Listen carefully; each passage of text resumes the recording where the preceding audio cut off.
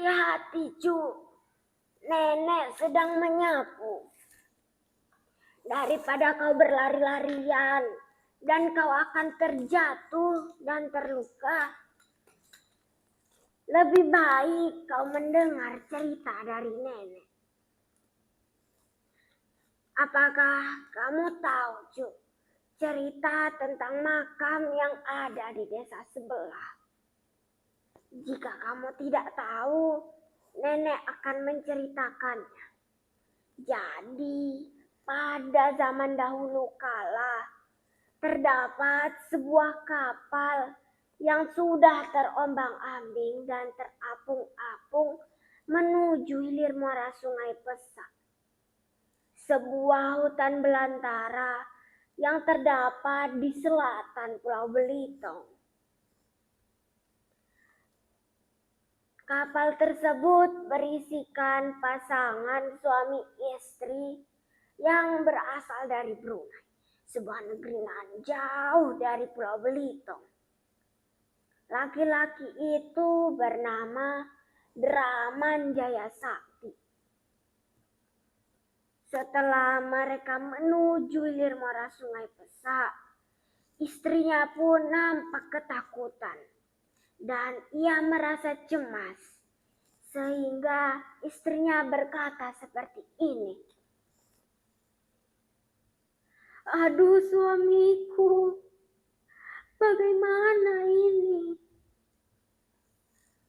Tenang saja istriku, untuk sementara waktu kita akan menetap di daerah ini. Apakah kita akan aman berada di daerah ini, suamiku? Tenang saja istriku, selama aku berada di sisimu, aku akan menjamin keselamatanmu. Pakaian yang mereka kenakan sudah compang-camping. Persediaan makanan yang sudah tidak ada. Akhirnya mereka membangun sebuah pondok yang berasal dari kayu, yang kayunya diambil dari sekitaran mereka. Sebagai atap, mereka gunakan kain bekas robekan layar kapal mereka. Tak berapa lama mereka menetap di daerah itu. Kediaman mereka diketahui oleh Raja Balok. Raja Balok saat itu dikenal sebagai orang yang sangat mencurigai setiap orang asing yang masuk ke wilayahnya. Sehingga Raja Balok mengirim satu utusannya untuk menemui Draman Jaya Sakti.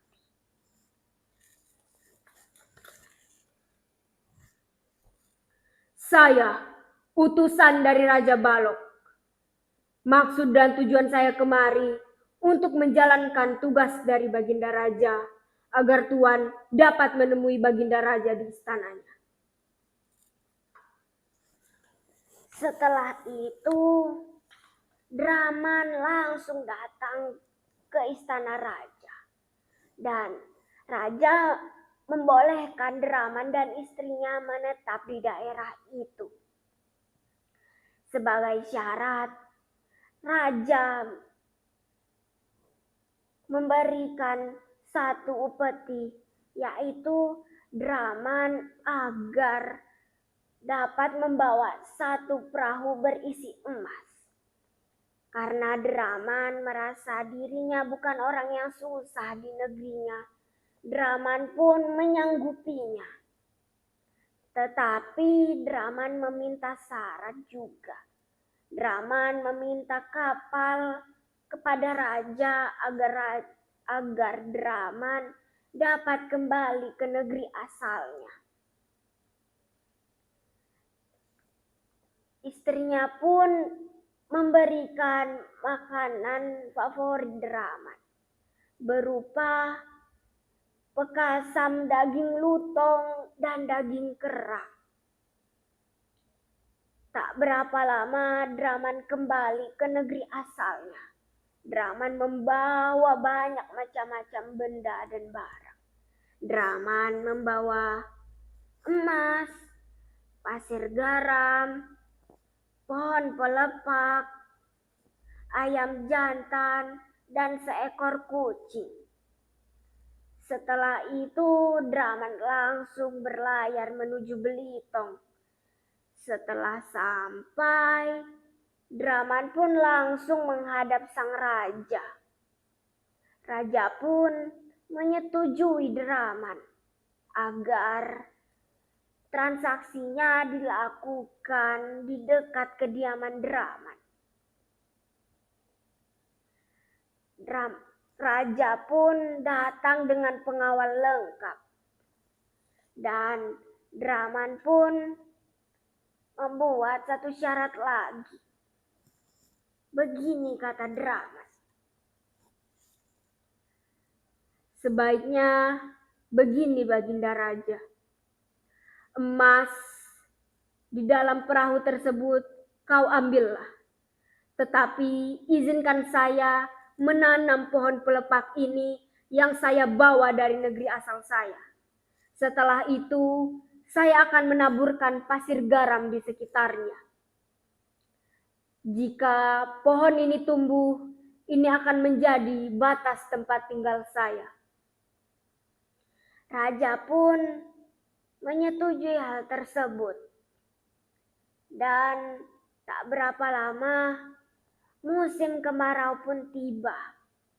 Draman yang sudah kesana kemari mencari air, tak ketemu.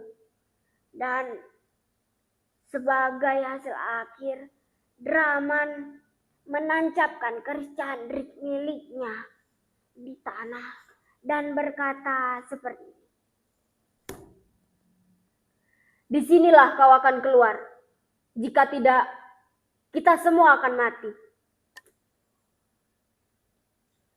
Setelah itu air pun keluar. Dan Draman dan istrinya menggunakan air tersebut sebaik-baiknya. Setelah Draman lama tinggal di Pulau Belitung, Draman mempunyai anak perempuan kesayangan.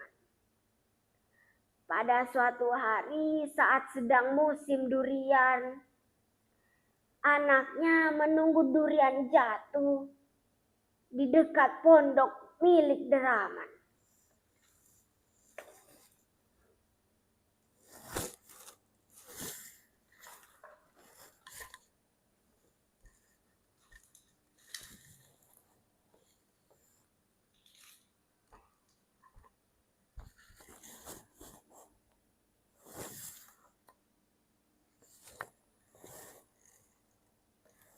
Mana ya durian?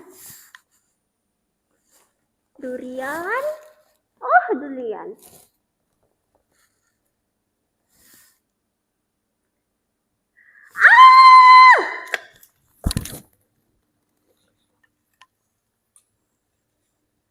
Mendengar hal tersebut, Draman yang sedang bekerja, Draman pun menghentikan pekerjaannya. Dan ia melihat anaknya sudah meninggal. Draman pun menangis dan Draman sangat amat terpukul. Draman pun bersumpah, selama 7 turunan, kampung ini tidak akan ditumbuhi buah durian. Setelah itu Draman pun langsung mengubur jenazah anaknya. Begitulah akhir cerita anak Draman. Setelah sekian lama Draman kehilangan anaknya, Draman pun didatangi oleh pemuka agama yang berasal dari Brunei. Pemuka agama tersebut diharuskan mengislamkan seluruh penduduk Brunei. Setelah Draman mendengar hukum masuk Islam, Draman pun tidak ingin masuk Islam karena Draman belum menghabiskan 7 tempayan berisi pekasam lutong dan kera. Tetapi sebelum Draman menghabiskan 7 pekasam daging lutong dan daging kera, Draman sudah meninggal dunia. Jadi begitulah akhir cerita Draman. Sekarang kampung ini dikenal dengan Kampung Simpang Pesak. Penduduknya sudah ramai dan sangat ramah. Penduduk tersebut sangat menghargai makam Draman.